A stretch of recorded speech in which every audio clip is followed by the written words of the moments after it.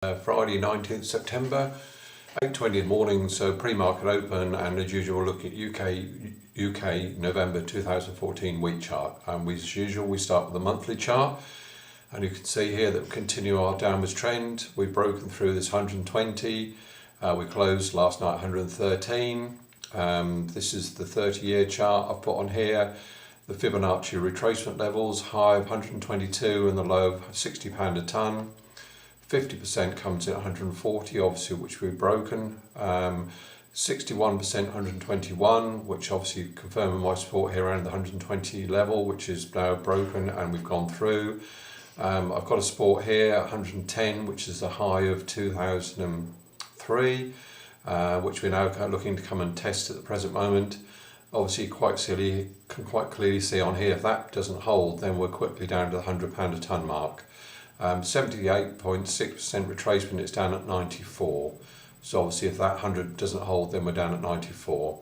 But obviously, you know, there's not much support there. Trend is still down. Let's go down and have a look at the weekly chart.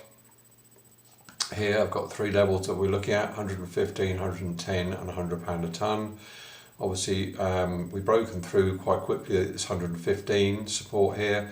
So I would not be surprised if we don't see a retracement back up to test the underneath that 115. But having said that, you know, that the trend is still down. It may happen, but I'm not sort of holding hat out for it, but it could take place.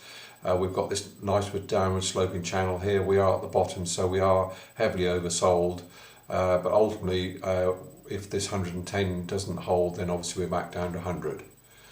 Just come down into, this is a weekly chart with an RSI, just to see if I can get any sign of any divergence coming in that would give us a sign of a bounce or any reversal of the trend. At the moment it's still pointing on a downwards basis. Then we pop down into the daily chart, and I've just marked on here this 115 level. You can see that we went straight through it here on a candle, and actually we did go back up and retest it. So I think probably that has already been retested, so I probably would target the 110. But we did have an update, Tuesday, it was Wednesday, a green candle, first green candle we've seen all of September. But obviously that quickly got reversed yesterday again. So obviously look for further downside to go and test this 110. If we did see a bounce up 115, that would be a selling opportunity in a downwards trending market. And then going lastly on to the US chart, you can see that it's broken through this 500 level, quite convincing. It's been up and tested the underside of it, and we've got a big red candle here last night, down at 490, looks further downside, see no support at the moment below, so obviously that gives more credence to the bears on the UK wheat as well, and the rest of it.